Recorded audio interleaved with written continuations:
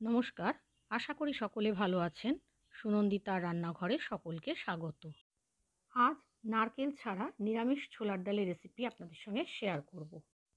হাতের কাছে সবসময় নারকেল থাকে না। নারকেল ছাড়া নিরামিষ ছোলার ডাল আমি কিভাবে তৈরি করেছি সেই রেসিপি আপনাদের সঙ্গে শেয়ার করছি। খেতে কিন্তু অত্যন্ত সুস্বাদু হয়। আপনি যদি আমার চ্যানেল নতুন দেখেন তাহলে আমার চ্যানেলটা সাবস্ক্রাইব করার অনুরোধ রইল। আর পাশের বেল বাটনটা প্রেস করে দেবেন নতুন রেসিপির নোটিফিকেশান পাওয়ার জন্য। রেসিপিটা সম্পূর্ণ দেখার অনুরোধ জানিয়ে শুরু করছি। নিরামিষ ছোলার ডাল রান্না করার জন্য আমি এখানে 1 কাপ মসুর ডাল একটা বাটিতে নিলাম, ওজন হিসাবে 100 গ্রাম। এবার এটা 2-3 বার জল পাল্টে পাল্টে আমি ধুয়ে নিয়েছি। তারপর অল্প জল দিয়ে ছোলার ডালটাকে আমি 1 ঘন্টা ভিজিয়ে রেখেছি। তবে হাতে সময় থাকলে আরও বেশি সময়ও ভিজিয়ে রাখতে পারেন। 1 ঘন্টা বাদে দেখুন ডালটা একটু ফুলে উঠেছে। এবার এটা আমি একটা প্রেসার কুকারে ঢেলে নিলাম। তার সাথে আন্দাজ মতো খানিকটা জল দিয়ে দিলাম আর অল্প লবণ আর হলুদ গুঁড়ো দিয়ে আমি ডালটাকে সেদ্ধ করে নিয়েছি। আমি ডালটা সেদ্ধ করতে প্রেসার কুকারের ঢাকনা বন্ধ করে হাই ফ্লেমে 3টে সিটি দিয়ে নিই। তারপর ফ্লেমটাকে একেবারে লো করে 5 মিনিট আমি গ্যাসের উপরে রেখে দিই। 5 মিনিট বাদে গ্যাসের ফ্লেমটাকে হাই করে আবার একটা সিটি দিয়ে নিয়ে তারপরে গ্যাসটাকে বন্ধ করে দিই। তারপর কুকারটাকে ঠান্ডা করে নিই। ডালটা সেদ্ধ হওয়ার মধ্যে আমি একটা মশলার পেস্ট বানিয়ে নিচ্ছি। একটা বাটিতে নিলাম 1 চা চামচ আদা বাটা, হাফ চা চামচ জিরে বাটা, হাফ চা চামচ ধনে গুঁড়ো, 1/4 চা চামচ কাঁচা লঙ্কা বাটা। ঝালটা আপনারা স্বাদ অনুযায়ী দেবেন। এখানে আপনারা লাল লঙ্কার গুঁড়োও দিতে পারেন বা কাঁচা লঙ্কা চিরেও দিতে পারেন। অল্প জল দিয়ে এই মশলার একটা পেস্ট আমি বানিয়ে রেখেছি। ছোলার ডালের রঙটা সুন্দর হওয়ার জন্য এখানে দিয়ে দিলাম 1/4 চা চামচ কাশ্মীরি লঙ্কার গুঁড়ো। এটা অপশনাল, এটা না দিলেও চলবে। প্রেসার কুকারটা এবার আমার ঠান্ডা হয়ে গেছে। প্রেসার কুকার ঢাকনাটা খুলে নিলাম। খুলে এবার আমি ডালটা দেখিয়ে দিচ্ছি কীরকম সেদ্ধ হয়েছে। দেখুন ডালটা সেদ্ধ হয়েছে কিন্তু একেবারে গলে যায়নি। এভাবেই কিন্তু সেদ্ধ করে নিতে হবে। তবে ডালটা যদি আপনারা বেশি সময় ভিজিয়ে রাখেন সেক্ষেত্রে কিন্তু একটু কম সিটি দিলেও চলবে।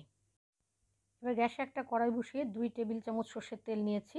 তেলটা গরম হলে ফোড়নে দিয়েছি একটা শুকনো লঙ্কা, একটা তেজপাতাকে ছিঁড়ে আর হাফ চা চামচ গোটা জিরে। তার সাথে সামান্য হিং দিয়েছি আমি। হিঙের গন্ধটা নিরামিষ রান্নায় ভালো লাগে, তবে আপনাদের পছন্দ না হলে হিং নাও দিতে পারেন। এবার ফোড়নটাকে আমি কয়েক সেকেন্ড ভেজে নিয়েছি। তারপর বাটিতে যে মশলার মিশ্রণটা আমি তৈরি করে রেখেছিলাম সেটা আমি কড়াইতে দিয়ে দিলাম। মশলা রাখা বাটিটা ধুয়ে সামান্য একটু জল দিয়ে দিলাম। এবার মশলাটাকে আমি কষিয়ে নিচ্ছি। এখানে আমি 1 টেবিল চামচ টমেটো সস দিয়ে দিলাম। আপনারা এখানে টমেটো বাটা বা টমেটো কুচিও দিতে পারেন। এবার মশলাটাকে বেশ খানিকক্ষণ সময় ধরে কষিয়ে নিতে হবে, যতক্ষণ না মশলার থেকে তেল ছেড়ে আসে। মশলাটা যখন ভালোভাবে কষানো হয়ে গেছে তখন আমি প্রেসার কুকার থেকে সেদ্ধ করা ছোলার ডালটা কড়াইতে দিয়ে দিলাম।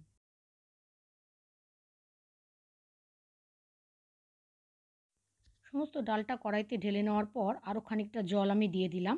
আর ডালটা সেদ্ধ করার সময় অল্প লবণ আর হলুদ গুঁড়ো দিয়েছিলাম, তাই এখন আরও একটু লবণ আর হলুদ গুঁড়ো দিয়ে দিলাম। এবার সমস্ত কিছু খুব ভালোভাবে আমি মিশিয়ে নিয়েছি।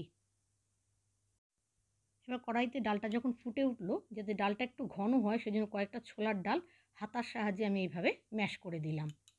2 মিনিট ডালটাকে আমি হাই ফ্লেমে ফুটিয়ে নিয়েছি। তারপর দিয়ে দিলাম 1.5 চা চামচ চিনি। ছোলার ডাল একটু মিষ্টি মিষ্টি হলে ভালো লাগে, তাই চিনিটা একটু বেশি পরিমাণেই লাগবে, তবে আপনারা আপনাদের আন্দাজ অনুযায়ী দেবেন। চিনিটাকে একটু ডালের সাথে ভালোভাবে মিশিয়ে নিলাম। সব শেষে দিয়ে দিলাম 1/4 চা চামচ গরম মশলার গুঁড়ো। গরম মশলার গুঁড়োটা মিশিয়ে নিয়ে আবার একটু আমি ফুটিয়ে নিয়েছি। তারপর গ্যাসের আঁচটা বন্ধ করে দিলাম। ছোলার ডাল একটু পাতলা রাখতে হয়, কারণ ঠান্ডা হলে ছোলার ডাল ঘন হয়ে যায়। তৈরি হয়ে গেল নারকেল ছাড়া নিরামিষ ছোলার ডাল। যে কোনো নিরামিষ দিনে সকালের জলখাবারে, বিশেষ করে পুজোর দিনে সকালে বা দুপুরের খাবারে এইভাবে নিরামিষ ছোলার ডাল আপনারা লুচি, রুটি, পরোটার সাথে তৈরি করে দেখতে পারেন। আশা করি আপনাদের ভালো লাগবে। আমার আজকের এই নিরামিষ ছোলার ডালের রেসিপি আপনাদের কেমন লেগেছে জানাবেন। যদি ভালো লেগে থাকে তাহলে লাইক দেবেন আর আমার চ্যানেল সাবস্ক্রাইব করে আমার পাশে থাকবেন। যদি আপনারা ফেসবুক থেকে দেখেন তাহলে আমার পেজটা ফলো করার, আর যদি ইউটিউব থেকে দেখেন তাহলে আমার চ্যানেলটা সাবস্ক্রাইব করার অনুরোধ রইল। আজ তাহলে এখানে শেষ করছি। আবার আসবো নতুন রেসিপি নিয়ে। ততক্ষণের জন্য সকলে ভালো থাকবেন, সুস্থ থাকবেন। ধন্যবাদ।